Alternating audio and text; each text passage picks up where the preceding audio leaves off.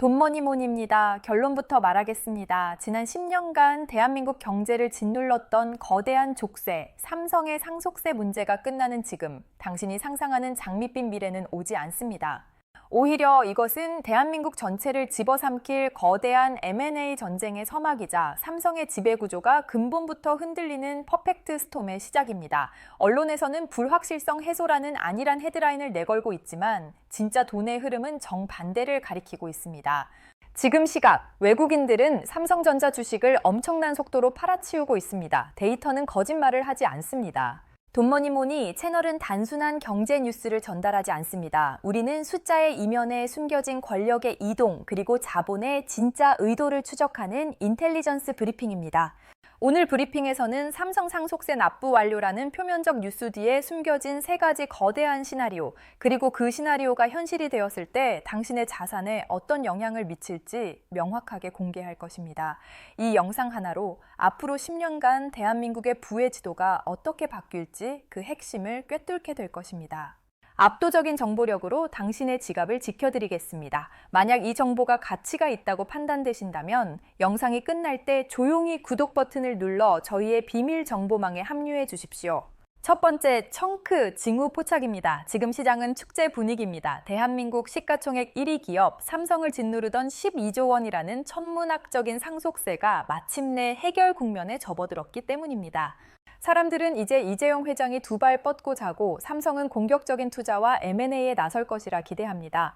오늘 코스피 지수는 무려 4,692.64를 기록하며 사상 최고치를 경신했고 원달러 환율은 1,473 원선에서 안정적인 모습을 보이고 있습니다. 모든 지표가 이제 괜찮다고 말하는 것 같습니다.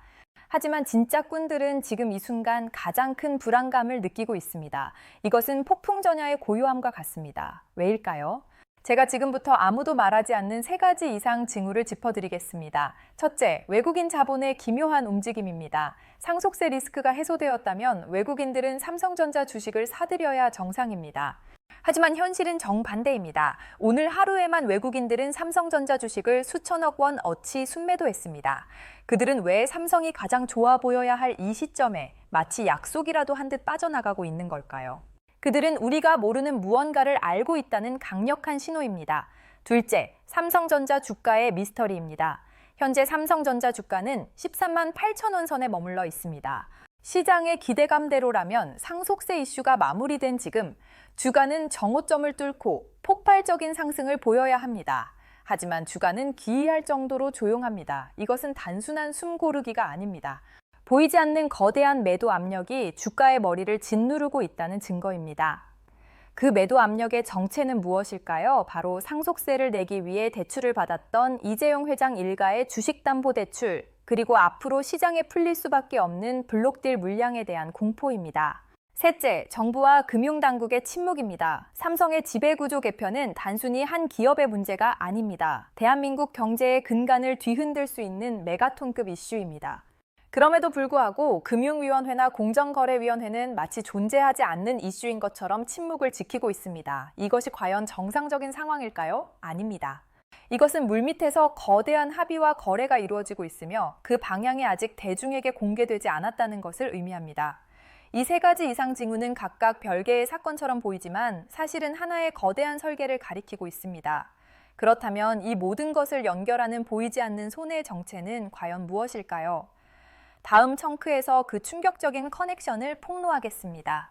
두 번째 청크, 이면의 연결입니다. 사람들은 삼성의 문제를 단순한 상속세 문제로 착각합니다. 하지만 이것은 본질이 아닙니다. 진짜 본질은 상속세라는 방아쇠를 통해 수면 위로 드러난 삼성의 기형적인 지배구조, 바로 삼성물산, 삼성생명, 삼성전자로 이어지는 순환출자 고리입니다. 이 구조의 가장 약한 고리가 무엇인지 아십니까? 바로 삼성생명입니다. 현재 삼성생명은 삼성전자의 지분 8.51%를 보유한 최대 주주입니다. 그런데 여기에 보험업법 개정안이라는 칼날이 들어오고 있습니다. 이 법안의 핵심은 보험사가 보유한 계열사 주식을 취득권가가 아닌 시가로 평가하도록 바꾸는 것입니다. 이게 무슨 의미인지 쉽게 설명해 드리겠습니다. 과거 삼성생명이 삼성전자 주식을 샀을 때는 주가가 매우 쌌습니다. 하지만 지금 삼성전자 주가는 13만 원이 넘습니다. 만약 법이 바뀌어 이 주식을 현재 가격으로 다시 평가하면 삼성생명이 보유한 삼성전자 주식 가치는 수십조 원이 넘게 폭증합니다. 그리고 보험업법에 따라 보험사는 총 자산의 3% 이상을 단일 계열사 주식으로 보유할 수 없습니다. 결국 삼성생명은 법을 지키기 위해 보유한 삼성전자 주식의 대부분을 약 30조 원에 달하는 물량을 시장에 내다 팔아야만 하는 상황에 직면하게 됩니다. 바로 이 지점입니다. 외국인 투자자들이 삼성전자를 팔고 떠나는 진짜 이유, 그들은 상속세 문제가 아니라 곧 시장에 쏟아져 나올 30조 원 규모의 오버행, 즉 잠재적 매도 물량의 공포를 먼저 읽고 움직이는 것입니다. 이것은 단순한 영토 전쟁이나 정치 싸움이 아닙니다. 법안 하나를 트리거로 수십조 원의 자본 이동을 설계하는 고도로 계산된 금융 전쟁입니다. 그리고 이 전쟁에 또 다른 플레이어가 있습니다. 바로 미국계 헤지펀드와 글로벌 투자은행들입니다. 그들은 지난 수십 년간 삼성의 이 기형적인 지배구조를 집요하게 공격해왔습니다. 그들에게 삼성생명이 보유한 삼성전자 지분은 대한민국 경제 전체를 흔들 수 있는 가장 매력적인 먹잇감입니다. 그들은 지금 보험업법 개정안 통과라는 합법적인 명분을 손에 쥐고 삼성의 심장을 향해 칼을 겨누고 있는 것입니다.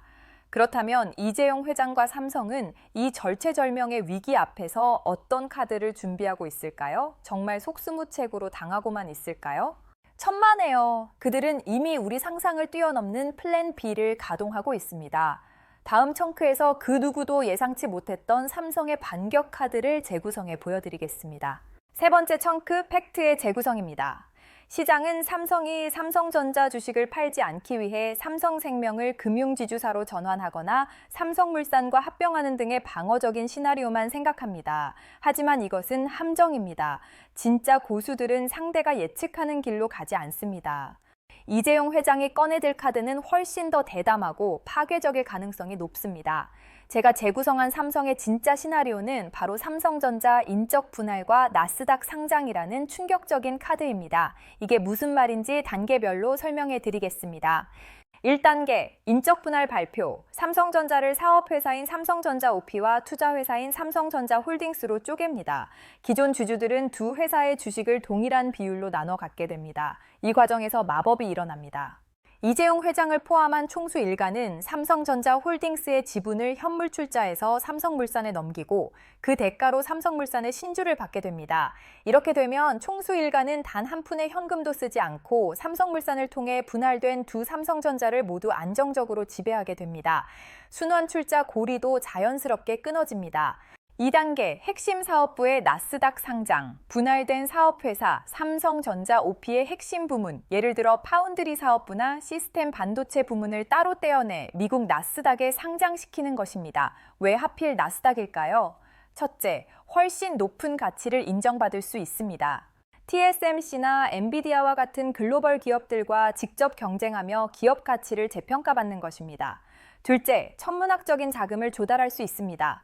나스닥 상장을 통해 확보한 수십조 원의 자금으로 삼성은 네덜란드의 ASML이나 독일의 인피니언 같은 핵심 기술 기업을 통째로 인수하는 초대형 M&A에 나설 수 있습니다. 이것은 단순한 방어가 아닙니다. 위기를 기회로 전환하는 역발상, 바로 공격입니다. 지배구조를 정리하는 동시에 미래 먹거리를 확보하고 기업 가치를 극대화하는 세 마리 토끼를 한 번에 잡는 신의 한 수가 될 수 있습니다. 이것이 단순한 저의 상상일까요? 아닙니다. 지난 몇 년간 삼성이 꾸준히 외국인 사회이사를 늘리고 글로벌 스탠다드에 맞는 ESG 경영을 강조해온 행보를 보십시오. 이 모든 것이 바로 나스닥 상장을 위한 사전 정지 작업이었다고 해석한다면 모든 퍼즐 조각이 완벽하게 맞춰집니다. 하지만 이 화려한 시나리오 뒤에는 대한민국 투자자들이 감당해야 할 끔찍한 리스크가 숨어 있습니다. 만약 이 계획이 실행된다면 코스피 시장과 당신의 계좌에는 어떤 일이 벌어질까요? 마지막 청크에서 최악과 최상의 시나리오 그리고 우리의 생존 전략을 공개합니다. 마지막 네 번째 청크, 시나리오 플래닝과 대응 전략입니다. 삼성의 인적 분할 및 나스닥 상장 시나리오가 현실이 될 경우 우리는 두 가지 극단적인 미래와 마주하게 됩니다. 최악의 시나리오, 코리안 패싱. 삼성전자의 핵심 사업부가 나스닥으로 떠나면 코스피에 남아있는 삼성전자는 속 빈 강정이 될 수 있습니다.